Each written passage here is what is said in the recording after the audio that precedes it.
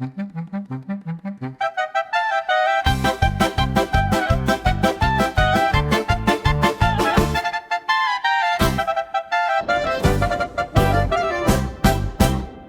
ছিল এক হাসি খুশি ছোট্ট বাচ্চা, তার চোখে সব সময় নতুন কিছু দেখার কৌতূহল ঝিলমিল করতো।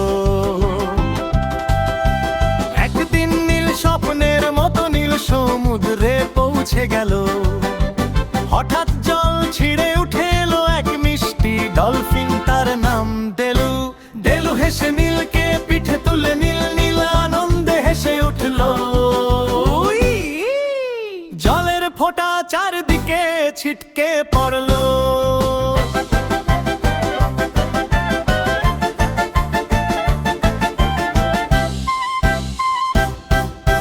ডেলু আর নীল একসাথে ঢেউয়ের ওপর লাফাতে লাগলো।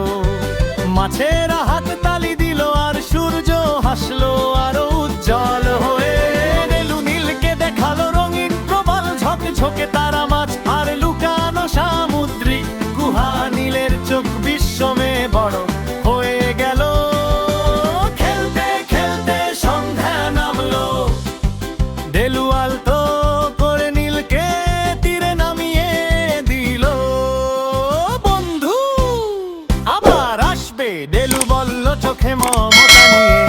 নীল হাত নাড়লো, মনে মনে জানলো এই বন্ধুত্ব চিরদিনের।